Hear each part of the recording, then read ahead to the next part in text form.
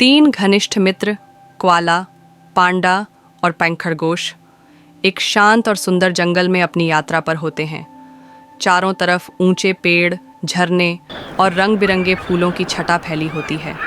अचानक आसमान में बादल घिर जाते हैं, तेज हवाएं चलने लगती हैं। घने बादलों और हल्की धुंध से घिरी हुई पहाड़ी पगडंडी चट्टानों के बीच से होकर गुजरती है। हवा तेजी से चल रही है, जैसे तूफान आने की चेतावनी दे रही हो। तीन यात्री सावधानी पूर्वक इस कठिन रास्ते पर आगे बढ़ रहे हैं।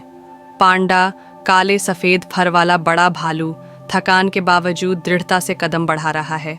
उसकी हरी स्कार्फ हवा में लहराती है। खरगोश, एक छोटा और फुर्तीला जीव, फुर्ती से आगे पीछे देखता है ताकि उसके दोस्त साथ रहें। कोआला, शांत और गंभीर, लकड़ी की छड़ी का सहारा लेकर आगे बढ़ता है। क्या हम तूफान से पहले ऊपर पहुंच पाएंगे? खरगोश चिंतित होकर पूछता है। कोआला काले बादलों की ओर देखता है और शांत स्वर में कहता है, हम साथ रहेंगे तो सब ठीक होगा। दूर से गड़गड़ाहट की आवाज़ सुनाई देती है और वे आगे बढ़ते रहते हैं। बारिश तेज़ हो जाती है और हवा तूफानी रूप ले लेती है। रास्ता फिसलन भरा हो जाता है। पांडा की स्कार्फ भीग जाती है और वह मुश्किल से आगे बढ़ता है। खरगोश अपनी पोटली को कस कर पकड़ लेता है।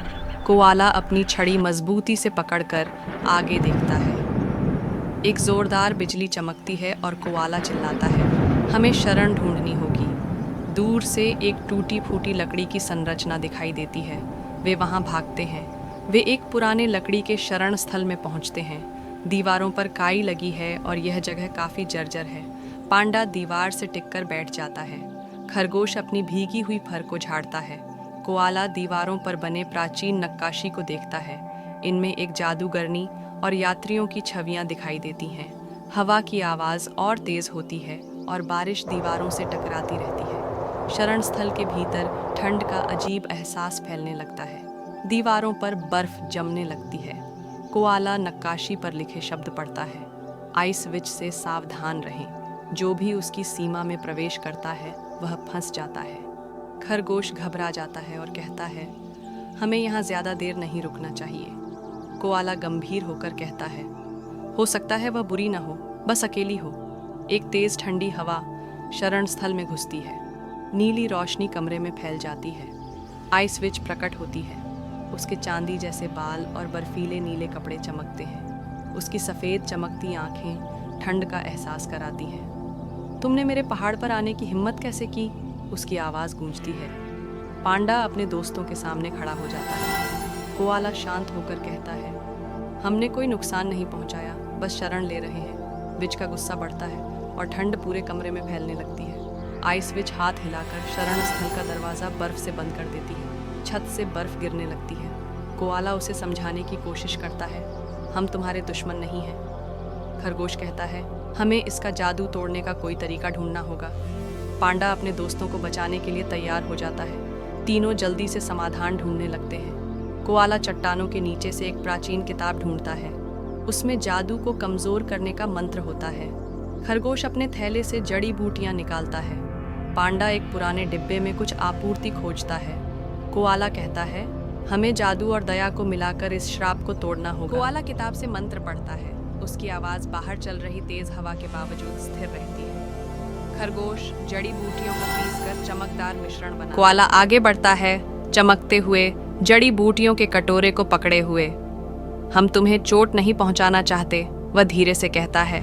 खरगोश चमकते मिश्रण को जादूगरनी पर फेंकता है और एक गर्म रोशनी पूरे कमरे को भर देती है। कोआला के शब्द उसके दिल को छूते हैं और धीरे धीरे उसके चारों ओर की बर्फ पिघलने लगती है। बर्फ की दीवार टूट जाती है। आइस विच, जो अब अधिक मानवीय रूप में दिखती है, तिकड़ी की ओर नरम निगाहों से देखती है।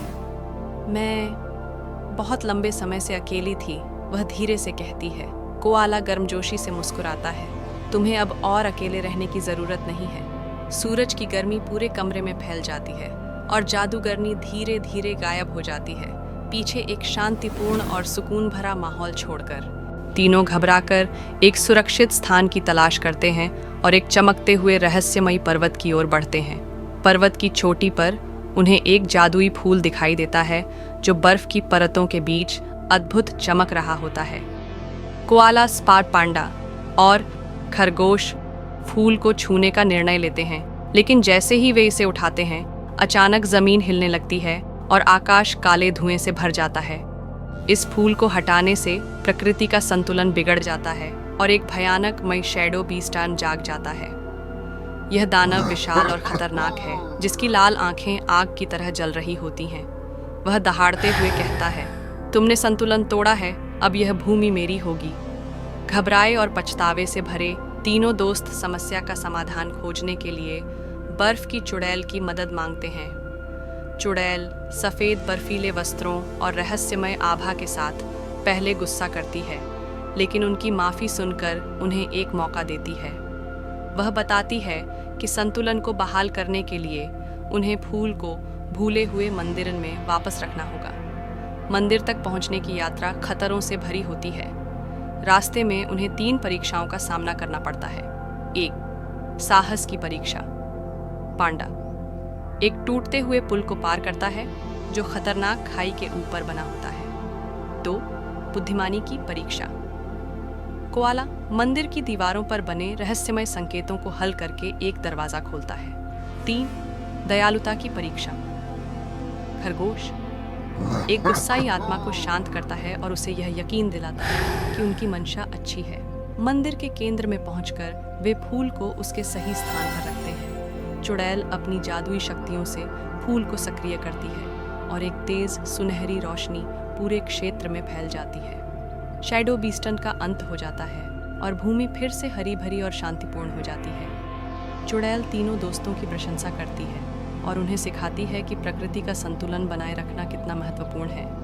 यह यात्रा उन्हें दोस्ती, साहस और दयालुता के महत्व को समझने का सबक भी देती है। यह कहानी यह संदेश देती है कि सही इरादे और एकजुटता से किसी भी चुनौती को पार किया जा सकता है और हमें हमेशा प्रकृति का सम्मान करना चाहिए।